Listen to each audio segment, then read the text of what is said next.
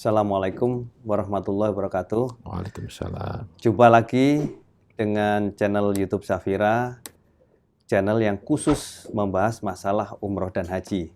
Saya Andi Alamsyah, CEO Safira Tour. Hari ini saya akan membahas satu topik yang jarang sekali dibicarakan orang. Namanya badal umroh. Dan nanti saya tidak sendiri. Saya akan didampingi seorang narasumber, pembimbing utama ibadah umroh dan haji Safira. Nanti akan saya perkenalkan. Jadi Bapak Ibu sekalian, tidak terasa pandemi sudah hampir berjalan 2 tahun.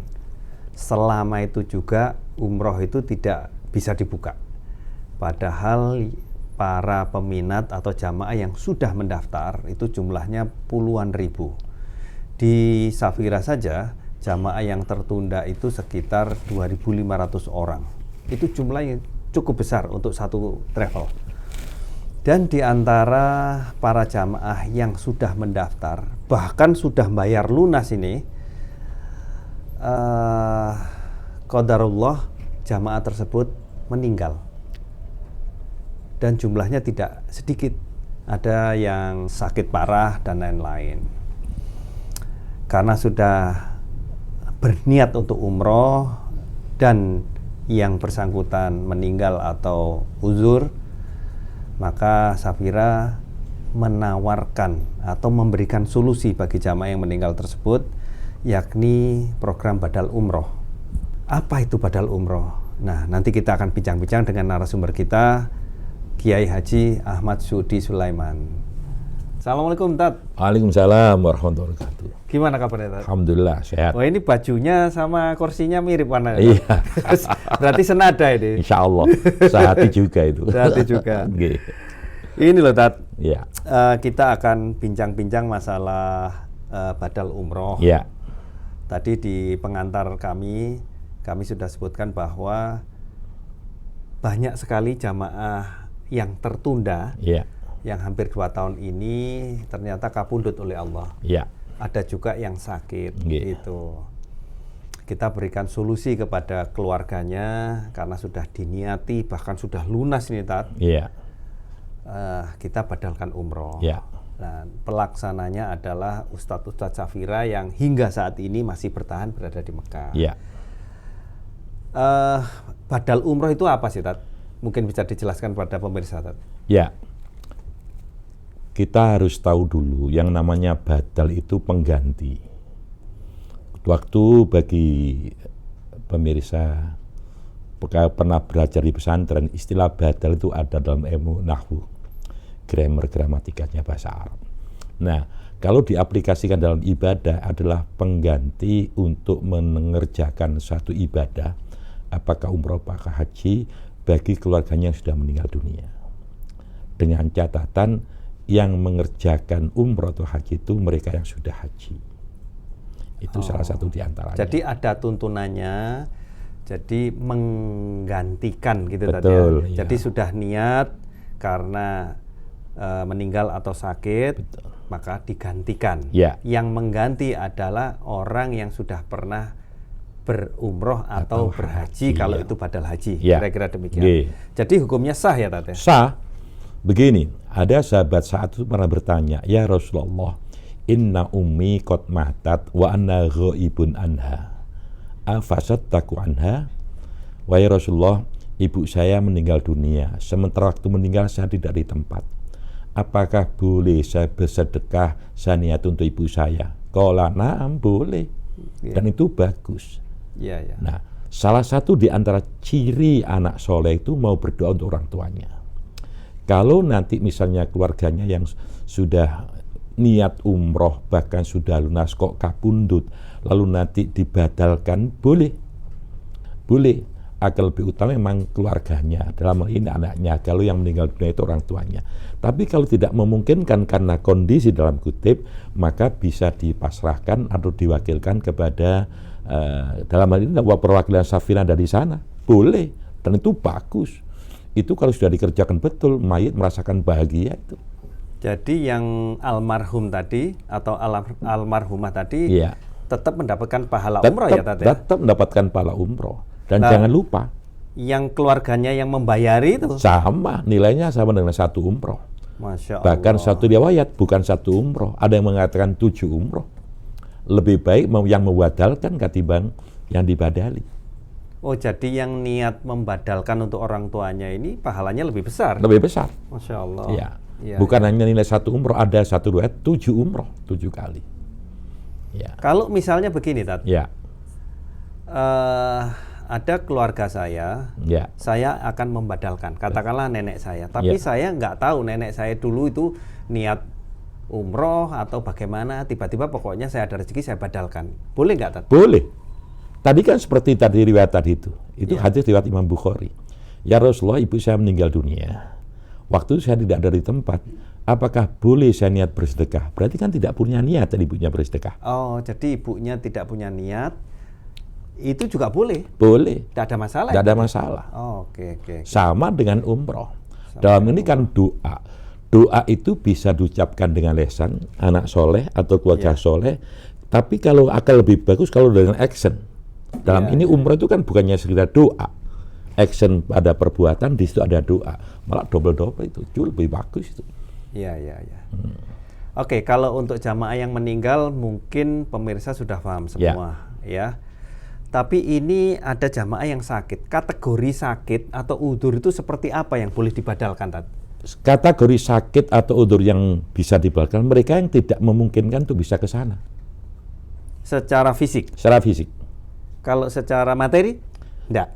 Kalau secara materi mungkin kan bisa dibagi keluarganya masalah materi. Iya. Jadi secara fisik saja. Secara fisik saja. Jadi mungkin penerbangan tidak memungkinkan. Tidak memungkinkan. Jalan untuk melaksanakan tawaf sa'i tidak memungkinkan. Itu yang disebut dengan udzur ya. Iya. Atau memungkinkan bisa sampai ke sana, tapi di sana malah memberatkan keluarganya. Oke. Karena tidak bisa mandiri. Iya, karena pada mandiri. dasarnya umroh itu atau haji itu harus Istitoah. ibadah mandiri, istitoah, mampu. Mampu di sini bukan finansial saja, tapi kesehatan. Iya. Itu harus dipenuhi itu. Iya. Jadi yang dimaksud dengan sakit atau udzur itu secara fisik tidak memungkinkan untuk berangkat menuju ke tanah suci, ataupun kalaupun bisa berangkat tidak bisa melaksanakan sendiri, tidak mandiri, bahkan membebani keluarganya yang berangkat gitu ya.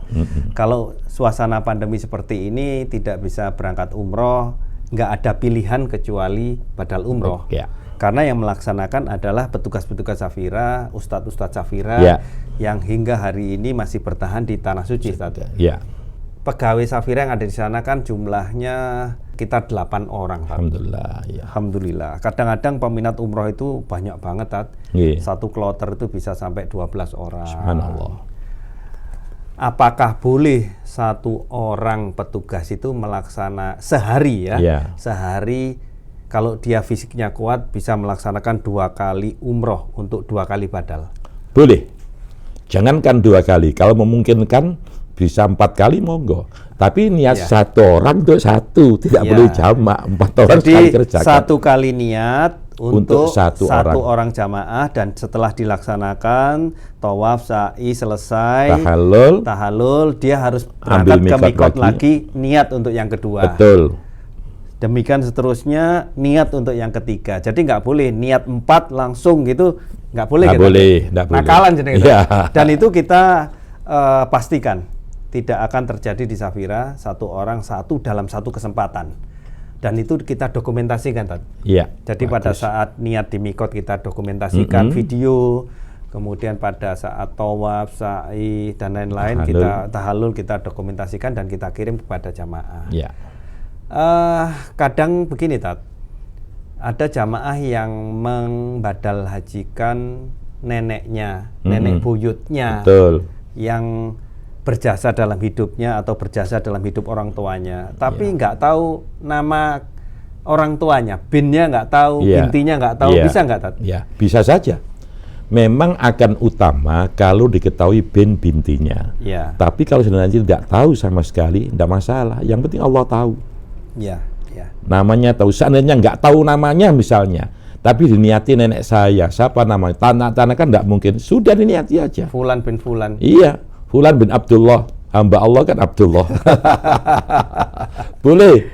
Allah paham itu. Iya. Ya, Sebab ya, ibadah kita langsung kepada Allah. Niat kita kepada Allah. Yang kita tuju Allah paham. Contoh. Tatkala kita melempar jumroh, bagi jamaah yang tidak memungkinkan untuk melempar jumroh, sehingga yang titip itu banyak, sementara pelakunya satu. Ya. Tatkala sudah melempar yang nomor 6 ingat semuanya, nomor 7 tidak mungkin kita harus kembali. Apalagi haji-haji yang jauh makanya. Langsung ya Allah jenengan tahu siapa saya wakili. Beres. Boleh itu kan, boleh.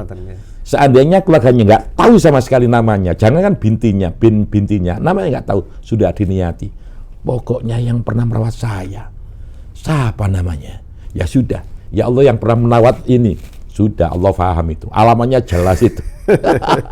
Jadi agama itu jangan dipersulit. Ini juga ada pertanyaan dari jamaah Ustaz. Ya. Pada saat mendaftar kemarin, yang bersangkutan itu sudah pernah umroh. Ya. Dan yang bersangkutan berniat untuk membadalkan orang tuanya. Betul. Jadi umroh yang bersangkutan kedua tadi untuk orang tuanya. Ya. Tapi karena pandemi tidak berangkat. Ya. Niatnya itu diwakilkan lagi ke petugas Safira, bisa ya Tat ya? Bisa. Tidak dosa saya Tat? Tidak. Yang penting terrealisasi niatnya. Oke. Ya. Wa amma pelakunya tidak yang bersangkutan karena tanda kutip pandemi, maka diwakilkan pada petugas Safira yang ada di sana. Boleh. Oke. Yang penting pelaksanaannya petugas Safira, Ustaz Safira sana nawaitunya untuk yang almarhum ibunya tadi itu. Boleh. Oke. Nggih. Jadi demikian pemirsa, video singkat tentang badal umroh. Begitu besar manfaatnya, baik kepada keluarga orang tua kita yang sudah meninggal maupun bagi kita yang membadalkan. Terima kasih Ustadz atas tutumnya. Sami-sami. Semoga bermanfaat. Amin. Sampai ketemu lagi di kesempatan lain. Assalamualaikum warahmatullahi wabarakatuh. Waalaikumsalam warahmatullahi wabarakatuh.